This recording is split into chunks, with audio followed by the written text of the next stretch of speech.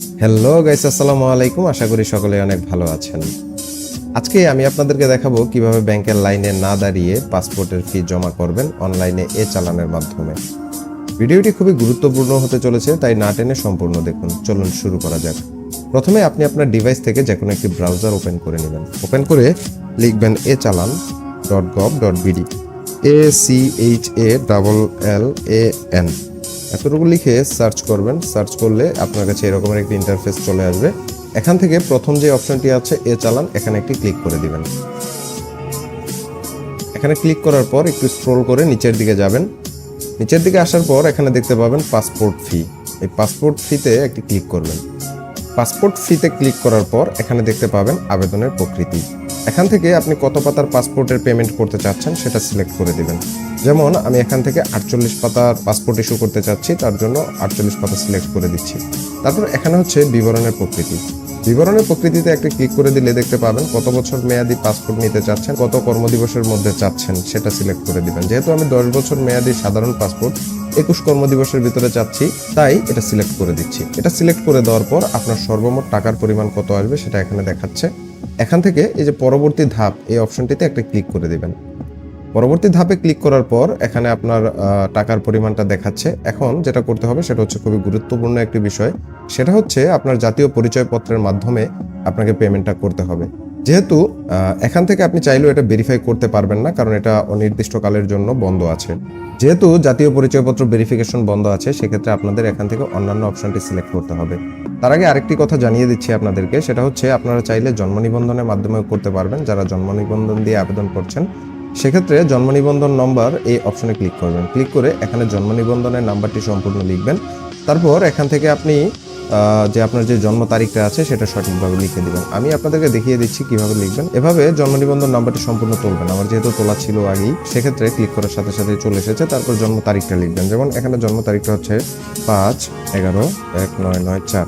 তারপর এখান থেকে চেক BRN এখানে ক্লিক করে দিলেই দেখতে পাবেন যেহেতু আমার জন্ম নিবন্ধন নাম্বারটি এখানে ভেরিফাই হয়ে গিয়েছে, সেক্ষেত্রে সংশ্লিষ্ট জন্ম নিবন্ধন তথ্য উদ্ধার সফলভাবে সম্পন্ন হয়েছে। এখানে এটা ভেরিফাই অলরেডি হয়ে গেছে। যেহেতু আমরা যে পেমেন্টটা করব সেটা জন্ম নিবন্ধনের মাধ্যমে নয়, সেটা ভোটার আইডি কার্ড দিয়ে, সেক্ষেত্রে অন্যান্য যে অপশনটি আছে এখানে একটি ক্লিক করে দেব। অন্যান্য অপশনে ক্লিক করার পর এখানে দেখুন শনাক্তকরণ নম্বর।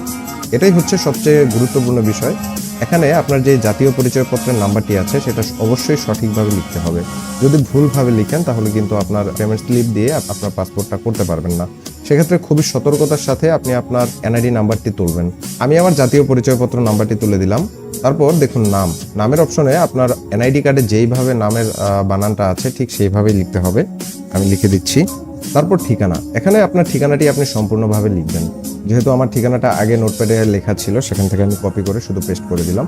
এক্ষেত্রে আপনারা সম্পূর্ণভাবে নিখুঁতভাবে লিখে দিবেন। তারপর হচ্ছে যোগাযোগের জন্য আপনার একটি মোবাইল নাম্বার দিতে হবে।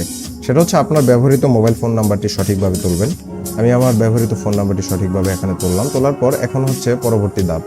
এই ধাপে আপনাকে যে মোবাইল ব্যাংকিং এর মাধ্যমে হোক, কার্ডের মাধ্যমে হোক, আপনি যে কোনোভাবেই আপনার টাকাটা পরিশোধ করতে পারবেন। যেহেতু আমি মোবাইল ব্যাংকিং এর মাধ্যমে টাকাটি পরিশোধ করব, তাই এখান থেকে মোবাইল ব্যাংকিং এই অপশনটিতে একটা ক্লিক করলাম।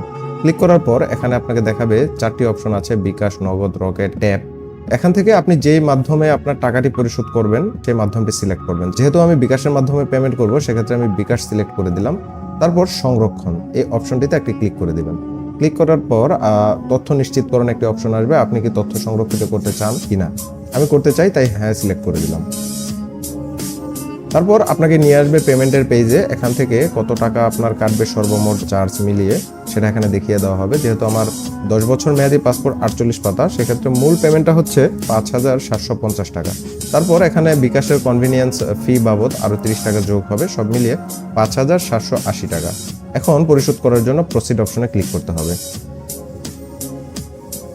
একটু সময় নিয়ে অপেক্ষা করবেন, আপনাকে মূল পেমেন্টের পেজে নিয়ে যাওয়া হবে। এখানে আপনি যে বিকাশ ওয়ালেট থেকে আপনার টাকাটি পরিশোধ করতে চাচ্ছেন সেই নাম্বারটি সঠিকভাবে তুলে দিবেন। তারপর কনফার্ম অপশনে ক্লিক করে দিবেন। ক্লিক করার পর আপনার ফোনে একটি ভেরিফিকেশন কোড নাম্বার আসবে। সেই ভেরিফিকেশন কোড নাম্বারটি আপনি সঠিকভাবে তুলে দিবেন। এখানে আমি আমার ভেরিফিকেশন কোড নাম্বারটি তুলে দিলাম। তারপর কনফার্ম অপশনে ক্লিক করবেন। কনফার্ম অপশনে ক্লিক করার পর এখানে আপনার যে বিকাশের পিন নাম্বারটি আছে সেটা সঠিকভাবে লিখে আপনি যদি কনফার্মে ক্লিক করেন, ব্যাস আপনার কাজ কমপ্লিট হয়ে যাবে, আপনার টাকা পরিশোধ হয়ে যাবে। তারপর এখানে আপনার জন্য একটি পেমেন্ট স্লিপ আসবে, এই স্লিপটি ডাউনলোড করে প্রিন্ট করে নেবেন, ব্যাস আপনার কাজ কমপ্লিট।